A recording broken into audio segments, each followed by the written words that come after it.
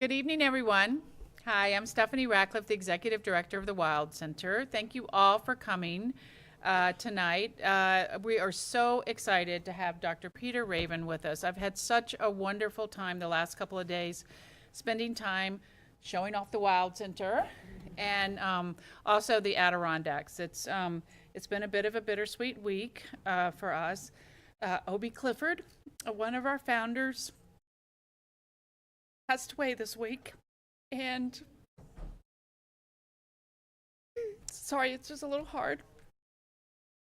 But one of the things that Obie taught me through my 16 years of working with him was that determination and optimism can literally change the world. And he did a little bit of it right here in Tupper Lake. So it was a very special, wonderful person. And I know a lot of you knew him personally, and he touched a lot of us. So thank you all for being here tonight. And I know Obie would be right here on the front row if he could. And I am just so thrilled that we are continuing the vision that Betsy and Obie had. It started almost 20 years ago, right, Betsy? Next year will be 20 years. So this is just, it's really, to me, this, I couldn't have a better thing happen this week. So I'm going to introduce Chip Ray, who's going to introduce Peter. Chip Ray is our wonderful genius designer, for those of you who do not know, that also helped create the Wild Center. So Chip. Thank you, Stephanie.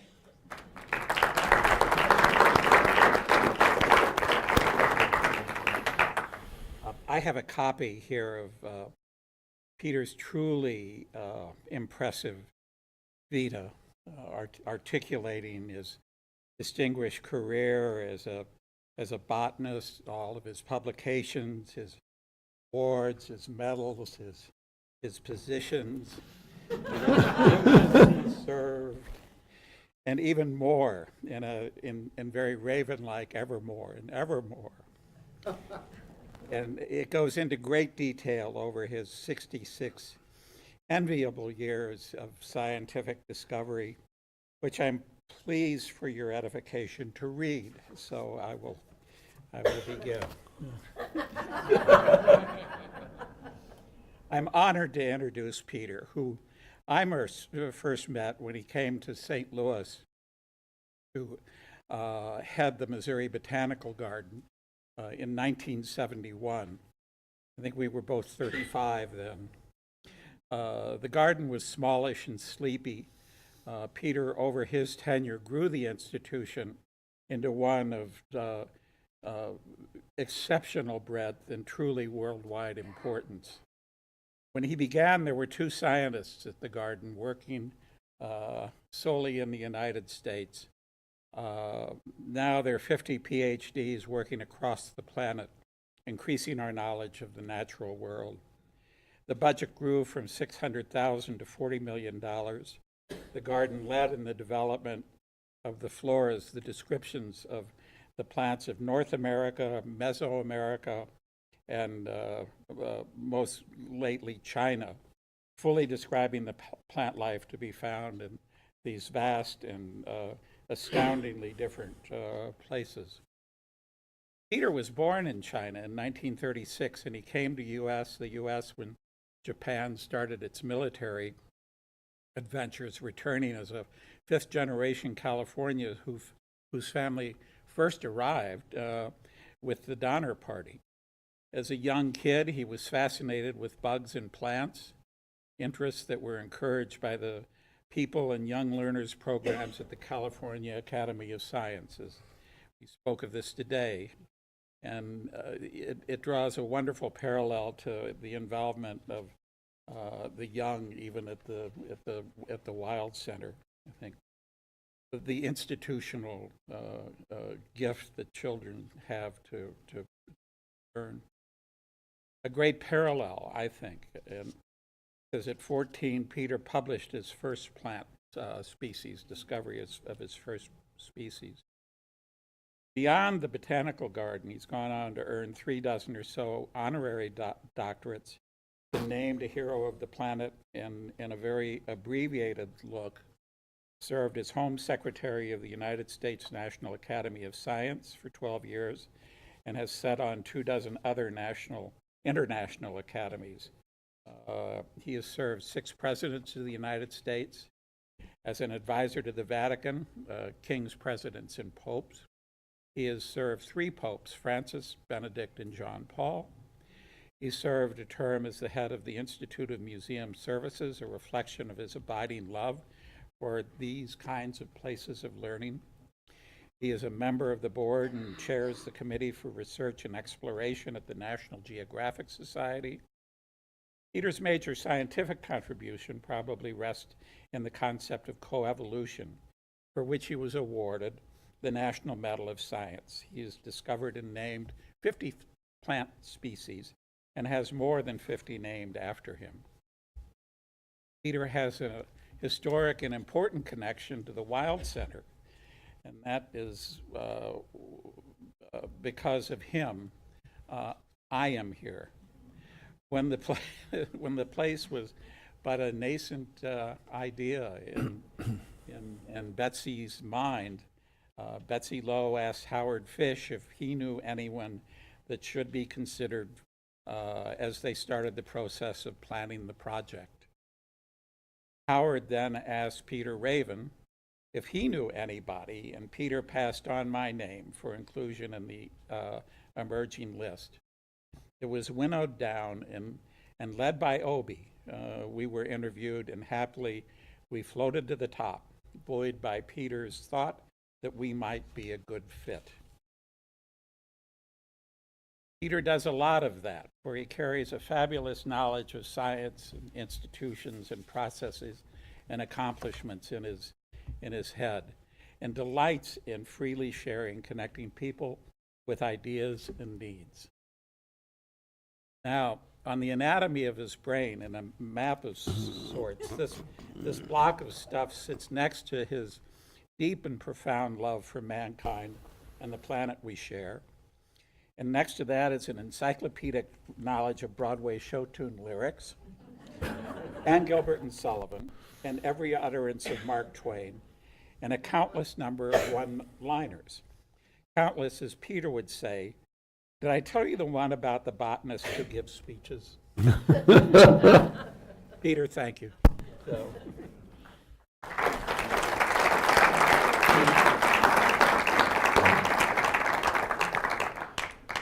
Thanks so much, Chip. That's an embarrassingly long and detailed biography, but is that all?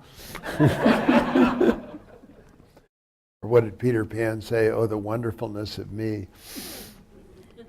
Well, it's such a pleasure to be here with you because you represent the community of the Adirondacks, which is the community that spawned this wonderful institution where we're gathered here this evening. And what I want to point out, which you probably sense, is that there are very few places in the world where things could come together in such a way as to allow an original and wonderful and imaginative facility like the Wild Center to have been formed and to be flourishing. The Adirondacks are filled with intelligent people, affluent people, people who are willing to take chances, people who've had a lot of experience in other fields and careers, and sits here in this environmentally gorgeous, rich, unparalleled place. I want to tell you a little bit, I want to review with you a little bit about how the Wild Center came to be, and at the same time to talk about what that example means in principle to the rest of the world. I thought it was appropriate in talking about old Adirondack history to look at one of these distant views that the Wild Center takes of Whiteface, and thinking of under those clouds, you can almost imagine the rocks in the Adirondacks being formed 50,000 feet deep 2 billion years ago, and then coming up above the ground level about 10 million years ago and rising rapidly and continuing to rise rapidly up until the present time. The last glacial extension, the last glacial period, began to retreat about 20,000 years ago, the Adirondacks were covered with an incredibly thick layer of ice, and no organisms were here except occasional birds flitting around on the surface, I suppose. And as the ice pulled back, they became clear of ice about 10,000 years ago, which coincidentally is about the time that agriculture was being developed all over the world. And there were native peoples in the vicinity, and I'm sure they began to move into the forests that were forming on the Adirondacks as those opportunities became available. As you mostly know, I think logging began in earnest in New York State pretty quickly after 1665, when the British took over New Amsterdam, and people began to spread into the interior. The British were always a little afraid that the Dutch might want to spread into the interior, so they founded some communities and barrier places to kind of keep them out. They seem to have spread into the interior in forests later, but it's a marked fact in that sequence that after the British took New Amsterdam, they offered free passage back to the Netherlands for anyone who wanted to have it, and 0 people signed up. So they're all still here, and their descendants are here, and a good many of them in this room.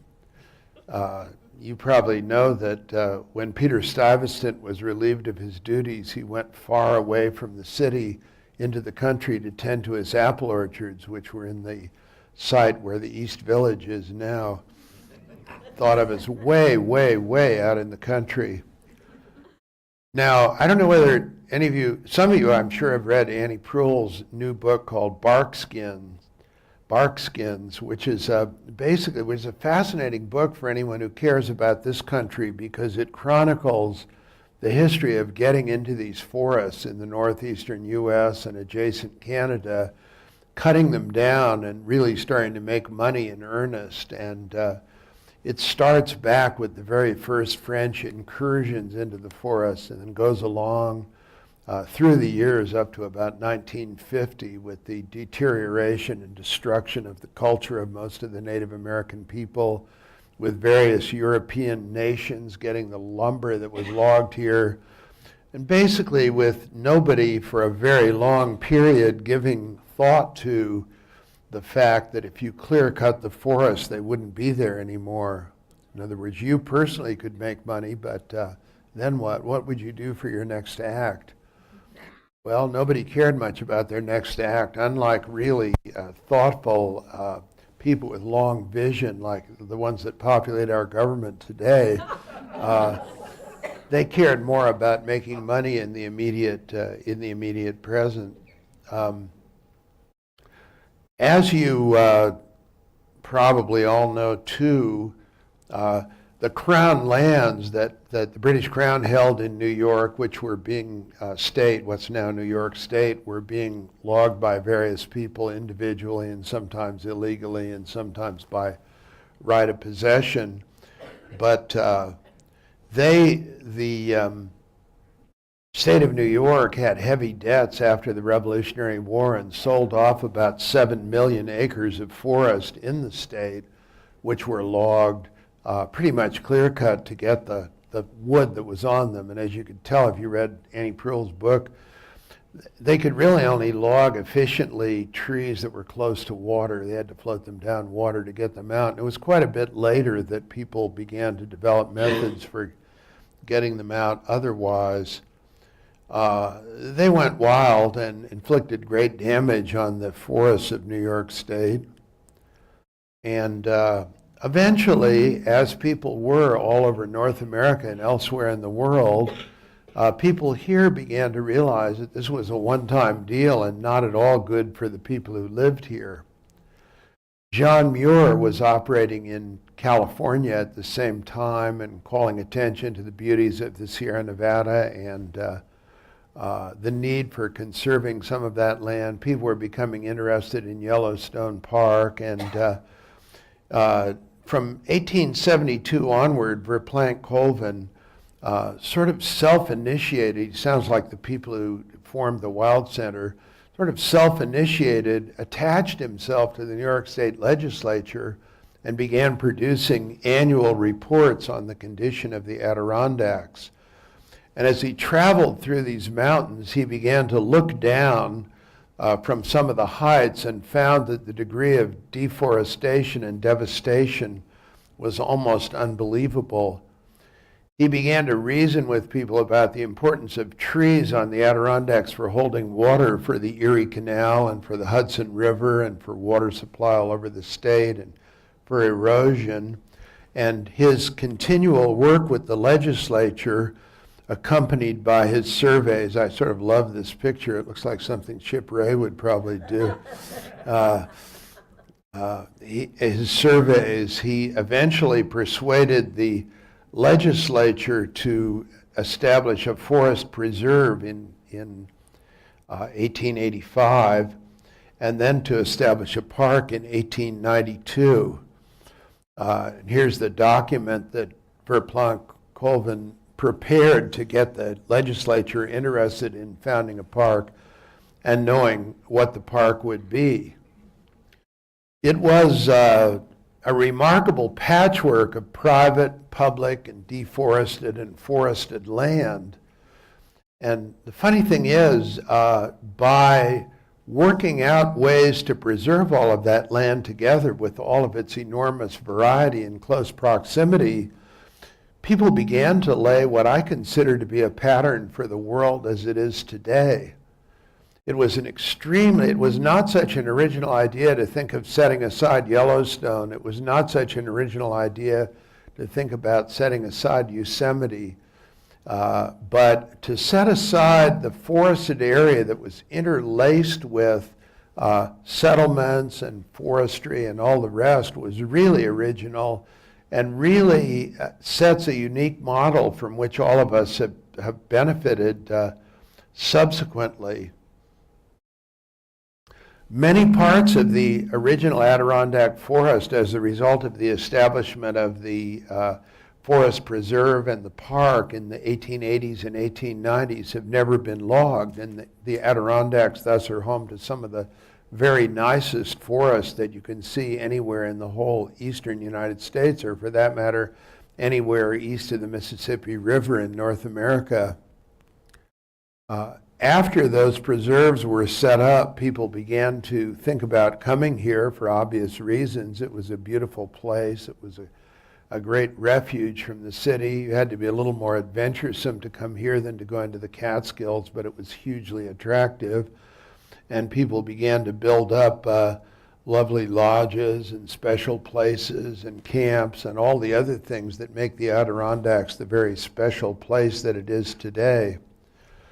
The park is established, and as you probably all know, but I can never hear too often, is about 3 times the size of Yellowstone Park, and it's larger than the state of Massachusetts, which is really quite remarkable. People enjoyed it, have enjoyed it in a great variety of different ways, and now you can look down from the peaks in the Adirondacks and see forests like that and enjoy them and feed your soul on the beauty of nature here, even in an area that is at the same time in a kind of a dynamic peace with the people who live here. There's somebody you know. Good idea, Betsy Lowe. You, in thinking of the idea of having a wild center here, you were thinking about how to tell people about how wonderful the values of the Adirondack Park were. It's interesting that people only really got deeply interested in nature and conservation probably in the 1960s around the world, and only really began to worry about it a lot in the 1970s. Before that, people were certainly interested in deforestation, as we've already seen, and they were interested in things like the disappearance of bears that used to occur right around their houses. You know, where are the bears now? Where are the wolves? Where do the bears and wolves in England go? And all the rest. But they didn't think of conservation on a large scale. There was no science of ecology, and they didn't think of it as destroying functioning ecosystems. Fortunately for all of us and for the future generations, Betsy fell in with Obie Clifford soon, and you all know and have already heard from our wonderful Wild Center director what an enormously important role Obie played in the whole process of making the Wild Center a reality. Chip Ray told me that when he was interviewed here, he finished and Obie said, well, that was pretty dull. I didn't see much of it. It sounded like a bunch of pretty boilerplate stuff. What do you really want to do here? And that inspired Chip to talk for about 5 minutes, and soon after he left the room, Obie called and said, you talked yourself into the job. Chip is an enormously talented person, enormously original person, and I think in this Wild Center he really found his greatest subject for a life. And of course, what he also found, which delighted me and all the rest of his friends, was a place where he could really play seriously. There's somebody who's very important here, Stephanie. We all know her, and she has done an incredible job from before there was any Wild Center right up to the present. And it's because of the capacity, I would say, of people in the Ozarks to dream and to hope and to want a better future, that people like Stephanie could be attracted here and contribute every ounce of their strength and force to making it a really unique place, as Chip certainly did. And of course, there's Chip at a table studying how this would be. You see the model of the Wild Walk there on the middle of the table with the peaks on it showing the levels. And near on that side of the table is Howard Fish, who's an endlessly enthusiastic and skillful ambassador for the Ozarks as a whole, and who naturally fell in with the idea of building a Wild Center. Howard couldn't be here tonight because of family engagement, but his sister Kate Fish is in the audience, and she is also a wonderful ambassador and worker for the integrity of the ecology of the Adirondack. If I say Ozark, I mean Adirondack, by the way. Right back here in Missouri, we have Ozarks. I don't know what the... she's done wonderful things and continues to do wonderful things by organizing people interested in climate change and other ecological factors in the Adirondacks. So as a result of their dreams, the Wild Center began to appear out of the mist after some searching for localities and an awful lot of creative people spending an awful lot of sessions of planning. There it was. A highly unusual museum, a unique kind of museum, one in which living organisms inspire people to be engaged with the natural world, and where kids come for learning and refreshment of all kinds. It's put together in a unique way, as you would expect, given the mix of people involved in it. It's put together in an exciting way. And when I was over there yesterday, I don't think I've ever seen so many happy kids and adults and other visitors as enjoy it all the time, every day. It is really a wonderful accomplishment. And even as a facility for teaching people about the environment, it should be a good model for many other places in the world. After a while, as the 10th anniversary of the Wild Center was nearing, the idea of having a wild walk began to emerge and to add greatly to the plans. I asked Chip whether that was a separate inspiration that one of the talented people in this room might have had, and he said no, it emerged naturally from the conversations about the plan for the whole facility. There was always a desire to have a tower or some other way to get up to a high level and be able to look down on the trees, and eventually, but people began calculating how long a walk would have to be to get up to a tower high enough to be way up above the trees, and it sort of extended from here to Lake Placid if you got up on a grade that people could tolerate.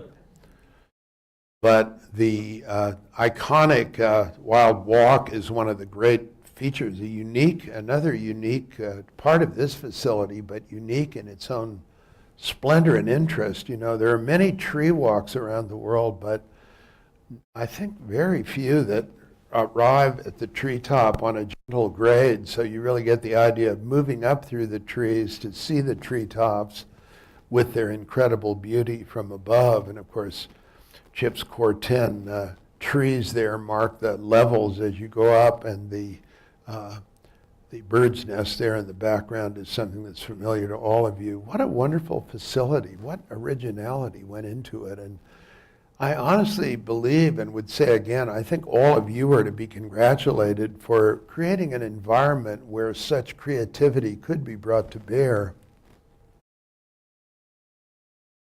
We're, of course, in a really beautiful place here. Lots of nature to enjoy and appreciate, and how fortunate we are. Most people don't really understand what a large part of New York State, which is of course a big state, the Adirondack Park is, and it's always interesting to look at a map showing the extent of it. As I said, it's larger than the state of Massachusetts, so it's pretty darn big. Now let's take a broader view. This is our planet. We have only one of them. We all live on the same one. We're all closely crowded with one another. We all have a natural desire to grab things from other people.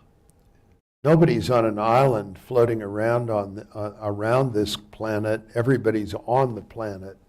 And any solution we make that will lead us into a peaceful, soft landing, sustainable common destiny will have to be made by working together. The planet we live on is about 4.54 billion years old. Life on land didn't come up from the sea until about 600 million years ago, almost 9/10 of the way through the history of the planet. Mammals originated about the same time as dinosaurs, but those ghastly, horny dinosaurs kept them down until they got killed off about 66 million years ago. And primates, the order of mammals to which we belong, originated about that time. These are bonobos. We're most closely related to the African great apes. And these are bonobos, and we separated, our evolutionary line separated from them about 6 to 8 million years ago. And remember, this is in relation to what I'm talking about. Remember, this is in a 4.5 billion year old Earth. This is about 6 to 8 million years ago. And, you know, there we went. And human beings got more and more complicated as time went by. And our species, Homo sapiens, originated in Africa. The oldest fossils we have were just discovered about 2 months ago in Morocco. They're about 300,000 years old. The oldest ones before that were 200,000-year-old fossils of Homo sapiens in the Rift Valley in East Africa. And Homo sapiens, our species, got to the northern hemisphere about 65,000 years ago, coming out of Africa. Homo erectus, our earlier ancestor, sort of like the one in the middle there, the three from the right, had come into the northern hemisphere about 2 million years ago, and gave rise to other species like Neanderthals and Denisovians, but they were the remnants of those Neanderthals and Denisovians were killed off by our direct ancestors, Homo sapiens, after they got up to the north about 65,000 years ago. They migrated all over the northern hemisphere, getting to Australia, which is very remote, soon after they arrived in Eurasia, and getting to North America and then to South America at a time over which people still fight, but about 15,000 years ago. A very significant event in the story that we're telling is their invention of agriculture, which began as recently as about 12,000 years ago and began to be a main source of economy for people, for feeding them, for allowing them to pass unfavorable seasons, for allowing them to save over, as recounted about Moses' warnings to Pharaoh for unfavorable years and so forth. And that stored food and the land itself, people fought over it, and it sustained them. And they gradually built buildings, and as they built them, people living together began to specialize in various ways. So there were, for the first time, musicians and storytellers and lawyers and poets and religious leaders and civic leaders and all the other activities, musicians, all the other activities that we regard as making up civilization. The greatest achievement of all, though, was when we got really specialized and developed scenes like the one shown in this picture. That's Chip and May Ray having a drink in the middle of the bird's nest at the top of the Wild Walk, and I think that epitomizes, as far as I know, the height of civilization. Whether it's reached a peak and is on its way down remains to be seen. You can only look at that picture. You can only look at that picture and then try to judge that for yourself. If it hasn't reached a peak and we're still on the way up, it'll be people like us right here in this room who will make the difference. That's the important message that I want to leave with you. 1500 is about the beginning of the Renaissance, about Christopher Columbus and so forth. And as you can see, there are about 500 million people in the world in the year 1500. It goes up to about 1 billion for the first time in 1804. One of the interesting is when Thomas Malthus, the English clergyman who was waving his arms and talking about not being able to feed people in a rapidly growing population, was in the 1790s. And as you can see there, the population then was only about a tenth of what it is now, about 800 million. And you see that the marks on there are billion people increments, and they're up to 7.5 billion now at the present time in 2017, up to 7.5 billion. We're rising at about 220,000 children net a day, and we're predicted to add another 2.5 billion to the current 7.5 billion by the middle of the century. In other words, 33 years from now.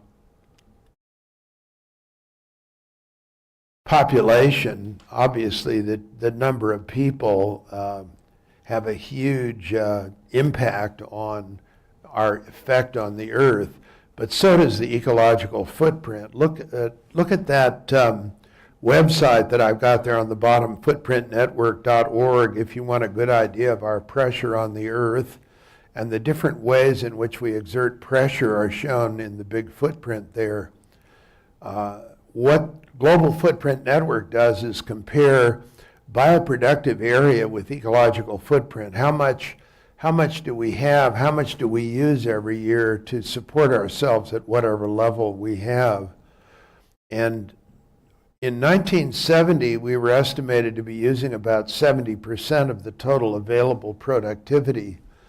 And now we're estimated to be using about 174% of the total renewable productivity. There are a lot of things about that we can do something about. For example, the biggest single factor in that is burning fossil fuels. So there are a lot of changes we can make and so forth. But the equation is obviously not solvable unless we achieve a level population at a sustainable level. 800 million of the 7.5 million of us are malnourished, which means they got too little food to have their brains and bodies develop properly. And 100 million people in the world are on the verge of starvation at any one time. What are we going to do with another 2.5 billion? here's the way what the world can produce, which is the green line, does produce, intersects with the red line, which is how much are we using. And as you can see, they're getting farther and farther apart. As a result of that, Global Footprint Network has something named Earth Overshoot Day, which is the time when we've used all the sustainable productivity that there is. And this year it's moved up to August 2nd, which meant that after August 2nd, we're digging into the principle of our planetary bank account and using up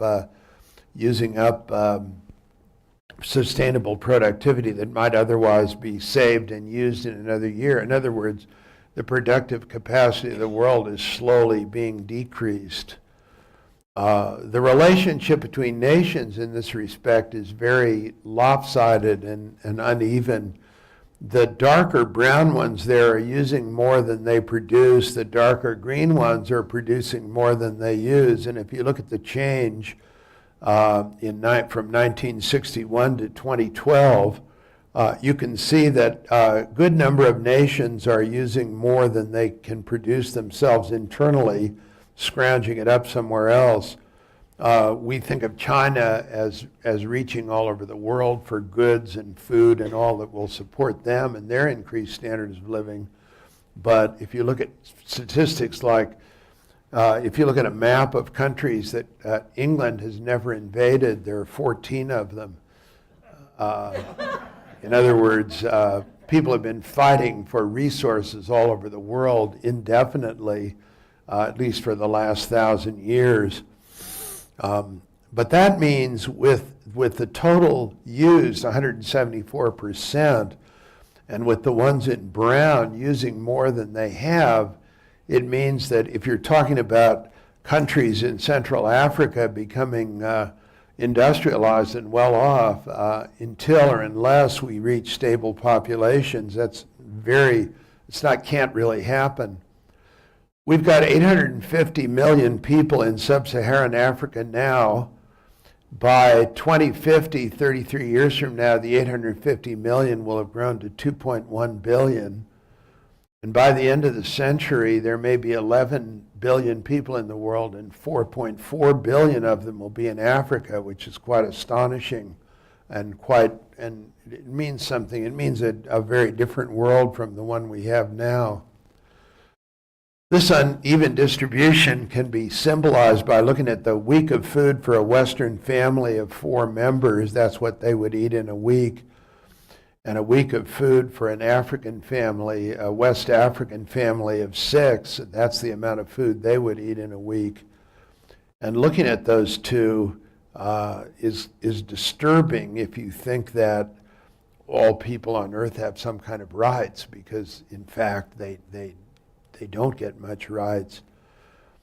The world capacity is being destroyed and species are being given to extinction, which is something I'll be talking about in a minute, by a number of factors. Nearly 40% of the world is agriculture, and about 2/3 of that is overgrazing, as you can see here. And if you think about that and you think about the changes, for example, in the Mediterranean region where agriculture is very old, you can realize how much change there's been and how many species have really disappeared along the way. The greenhouse effect is a very serious matter. To give you an idea of the scientific consensus on the greenhouse effect, the Intergovernmental Panel on Climate Change, which was started by George H.W. Bush and other world leaders to give a clear picture of climate change on which people could really depend. About 4,000 of the leading scientists in the world are nominated to be on committees of the IPCC 3-year triennial reports.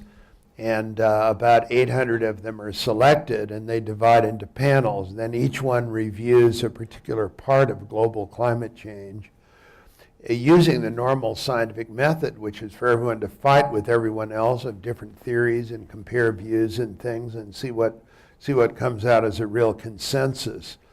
Once that's over, committees of about equal size are appointed for each one of those other committees to examine word by word and line for line everything that they've said, to find whatever flaws they can in it, and then if they find flaws, to get back and revise the original. Following that, the 170 nations that are party to the IPCC all have to agree to it. So when the IPCC says it's, whatever the word is they use, virtually certain that human beings contribute the major part to climate change, you're dealing with the net effects of thousands of scientists who are the most expert in that field in the world attacking one another, which is a scientific method, and looking for the very best way of analyzing the available data. And believe it or not, if Rush Limbaugh mouths off about this, he doesn't really have that kind of intellectual backing. Now, as a result of climate change, and I'll get to this in the Adirondacks in a minute, this happens to be the Rockies, all of the alpine tundra and above timberline sites in the United States, our lower 48 states, are clearly going to be gone by the end of this century by the global warming that we've already set into effect. So all the plants and animals that live only above timberline will have to figure out something else to do, or modify themselves genetically or migrate further north. The cute little conies that go around squeaking on the rocks in the Sierra and Rockies, they'll have to either go down into rock piles below timberline or somehow get to another peak. Drought, many climate disturbances are being increasingly and solidly linked to global climate change. Flooding is certainly linked to climate change. The Chinese government considers that it's going to lose 1/3 of each of its major coastal industrial areas during the course of this century, so it's planning on replacing all that further inland.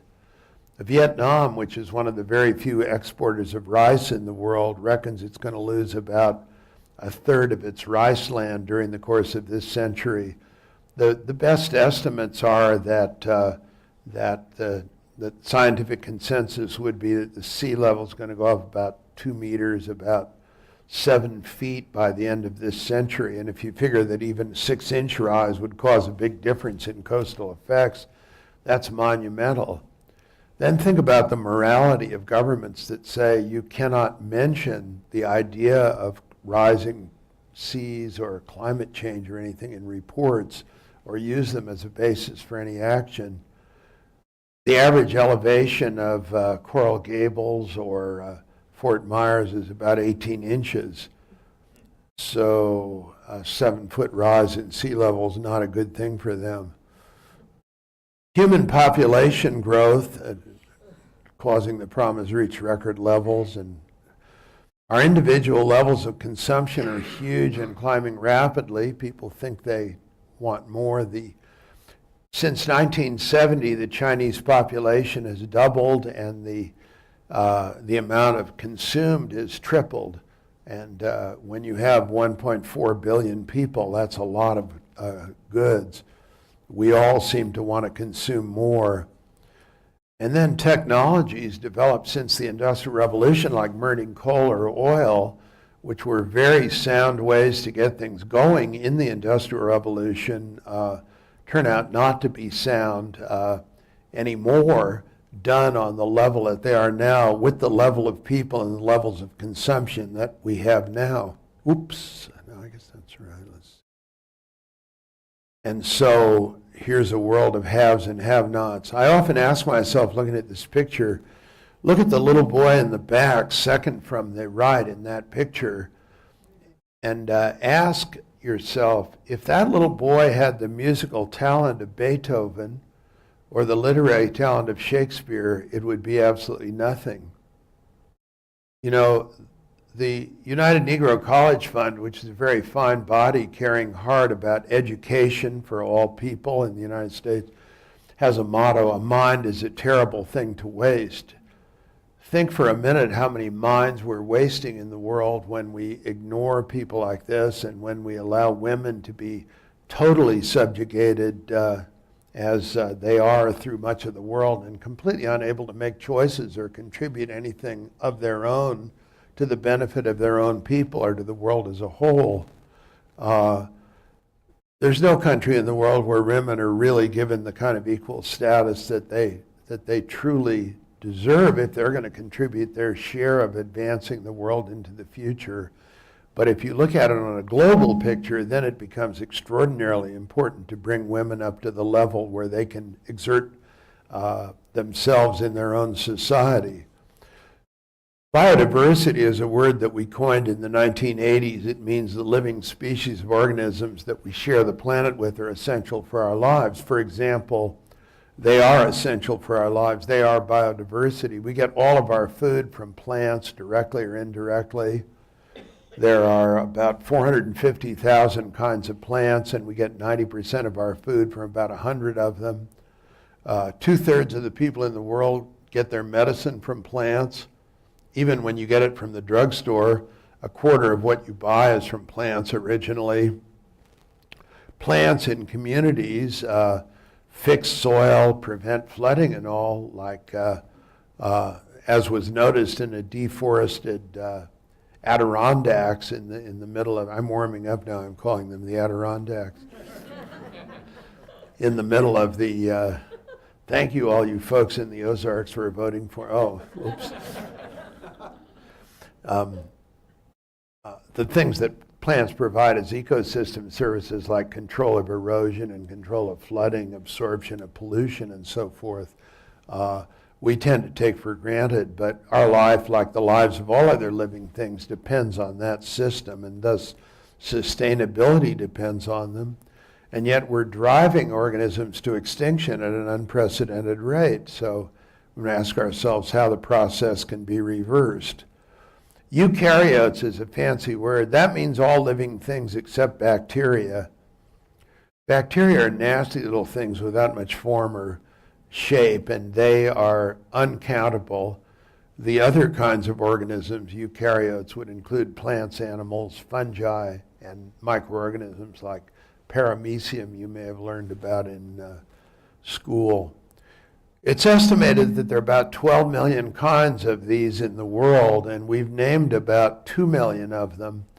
And even of the 2 million that we've named, we know much about only 50 or 100,000 of them. And so that's very serious when you come to thinking about how fast these are becoming extinct. We know very little about the living world that was put into our charge very clearly in the Bible and by other great thinkers historically, and yet we're driving it to extinction at a huge rate. Eastern bats, like the northern long-eared bat here in the Adirondacks, is being wiped out by the fungus disease, white throat disease. Extinction rates, if you look at the fossil record and say how long do species last, you can say about 10 per year we're going for the last 65 million years. For the last 500 years, when you got books to read about it in, they're going at about 100 species a year. And now it's probably about 1,000 per year, and the rate may soon reach 10,000. The International Union for the Conservation of Nature and other bodies that have studied it estimate that about 20% of all living organisms are in relatively close danger to extinction. And if you add global warming and other factors into the equation for the rest of the century, you can pump that up to about half. Half the species gone, the vast majority of which we will have never seen at the time that they disappear, given the fact that all of our life systems on Earth are made up of relationships between species, and that we hope to build sustainability on their properties in the future, is a really very bad idea. And of course that really illustrates again why the Wild Center is such a very good idea. It motivates people to understand and know about these things. Rusty blackbird is one of the birds around here that's become much, much rarer than it used to be in the past, and people are wondering why. But almost all the birds, and almost all the land birds in North America become a lot rarer.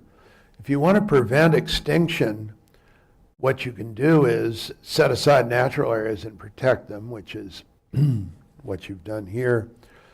Bring endangered species into zoos and botanical gardens to preserve them. Combat alien invasives. You know, I was looking at the reed, Phragmites reed, big patches around the lakes here. You know, there are two strains of that. It's kind of an interesting story. There are two strains of it in the U.S. The one that's in coastal marshes is native, but the interior one that's the big weed here that fills and clogs all these waterways is introduced from Europe. It's genetically different. And that's an example of an invasive species. And then we need to keep people from gathering species in nature so much, whether that be bushmeat, as in Africa, just shoot all the animals you can find, or whether it be things like ginseng or others for medicine, where you can drive them to extinction by just gathering them too much. Spruce grouse used to be very common here, but now it's present in populations about 1/10 the size of what it used to be. Why? A lot of people are wondering about why, and what do you do about it?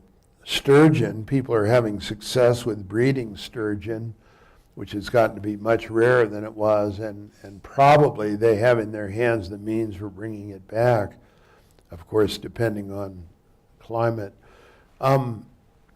It's interesting just to look quickly at a few plants that occur in the alpine tundra in the Adirondacks, and alpine tundra is in the 6.1 million acres of the Adirondacks, and yet there are a lot of species that occur only in it. Dwarf willow, trampled out around the summits and all, occurs across North America and then into Eurasia. Alpine azalea, which is now put in the genus rhododendron, also occurs across all of Eurasia and North America, but at this latitude in North America, you know, the Adirondacks are one of the very few places. Lapland rosebay, another species of rhododendron, same range as the last one, all across the northern hemisphere. But it's clear that those 65 acres of alpine land in the Adirondacks are not going to last as alpine land into the future. They can't, even if we cut off all emission of carbon dioxide right now, they would go. The climate was going to keep warming for quite a while. The last two, Fernald's bluegrass, which is on the top of Mount Marcy, is only in the northeastern United States, and the same is true of Boots rattlesnake root, a very beautiful plant. It's with those big flowers sticking out. It's hard to believe that it's a relative of a daisy, but it is. It just has bigger individual flowers that sit in the whole cluster in a daisy, and that's another one found only in the northeastern U.S. Could try to restore those alpine areas, but the climate that characterized them isn't going to be there. There's no question that it could be there in 50 years. And so we also have to think of doing other things if we want to save them, such as growing them in greenhouses, in botanical gardens, or putting them in seed banks. Seeds at low temperatures, dried out properly, can last tens or hundreds of years, and if you keep testing them, that's a way to keep them alive. Now, obviously, if nationalism prevails, the world could warm to a degree where we'll have a lot of our agriculture destroyed and a lot of native species, a lot of areas reduced to desert, rainfall and climate patterns changed completely, lots of people starving, and lots of loss in biological diversity. And you see, that's a game that you can't win by talking about America first. You can talk about America great, but you have to think, and I know that the people in the Adirondacks would understand this, you have to think about what it is that makes America great. Isn't it being kind to one another and loving one another and caring about one another and extending the values that we have within our own family to other families and to other countries, and being international in our outlook? All I know is that's the only attitude, that's a very good attitude, and that's the only attitude that really can save the world, can really make our planet sustainable. that's the short-term way of saving species. For the bigger picture, what we would have to do to save species is limit and then reverse global warming, find alternative energy sources, extend social justice and empower people everywhere, women and other people. And when you have large, you don't just mock and disregard poor people, you try to take care of them and give them the opportunity to come up to your level.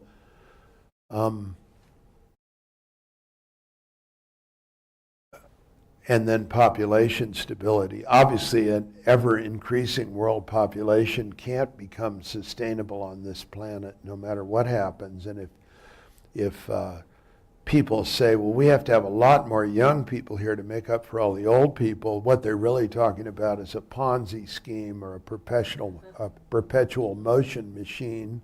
You want to pump more people in when we're already using 174% of the world's productivity. That's not terribly bright, is it?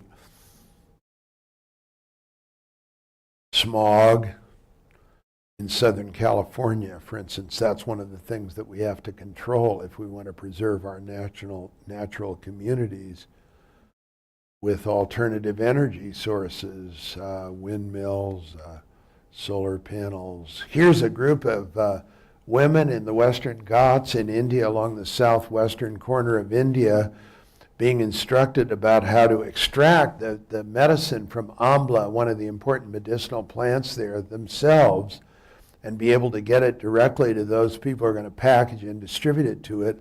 Whereas you see, if they didn't have that information, it would all go to middlemen who would buy it from them for nothing and then just sell it off and leave them there in poverty. That's the kind of thing we have to think about in the United States and throughout the world. There are lots of things we can do individually, and one of the nastiest and least accurate myths is that what we do individually doesn't matter given those large problems. It matters enormously. When you have a country like the United States consuming at the level that we do, or you have a country like Switzerland consuming 9 times what it can produce internally, or Japan 7 times what it can produce internally, we have to think about what that means. But we know that in those countries, taking action is extremely important. There are many things we can do to make things better. You can live closer to the place where you work. You can buy a more efficient car. You can think about an electric car. You can get better heating, more efficient heating and cooling for your house. And all of them really do matter. And I think that map that I showed of the inequalities between nations would show why it matters. What we do matters a lot more than what a lot of other people do. We have a lot more latitude.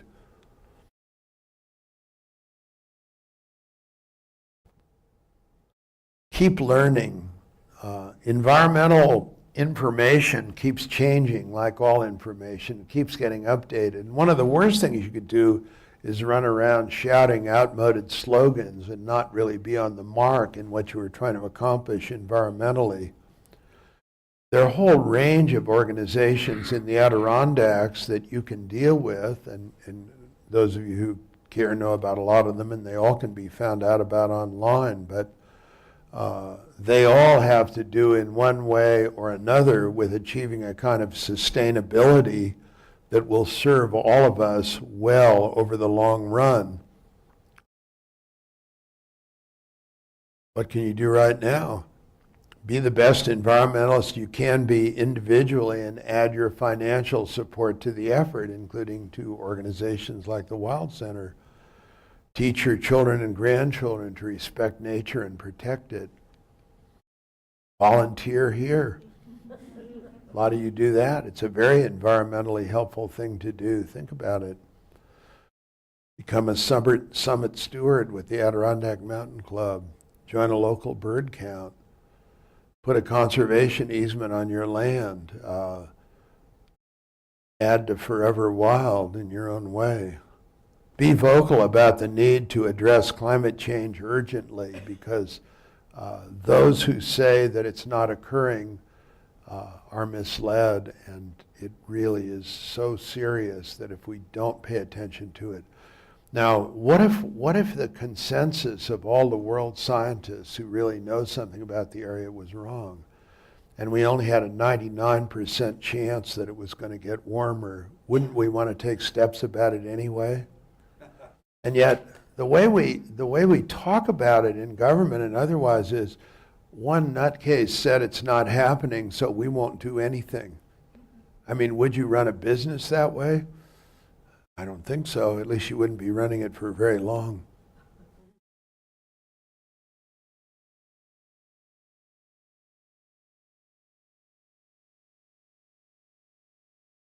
The Adirondacks are filled with wonderful people doing heroic things, and they are environmental heroes. And many people in this room are environmental heroes, and many other people could be environmental heroes. There's really no greater joy in life than contributing to the sustainability of the earth for the sake of future generations. We go on through others, through our influence on others, through the kinds of lands and areas and habitats that we prepare for them.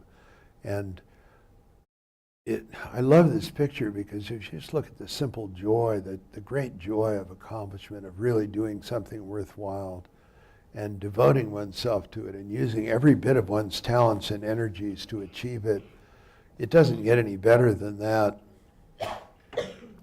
What a remarkable accomplishment you all have achieved here, and how much I congratulate you. And that's really what it's all about. That's in a meadow near here. Think about that.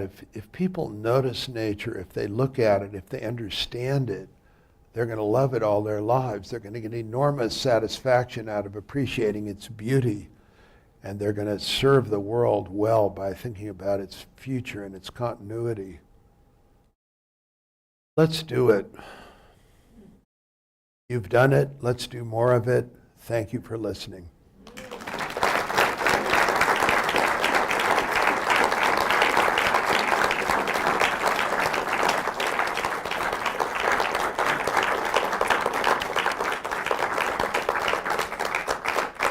Are you willing to take a few questions if we have some? Well, it depends on what they are.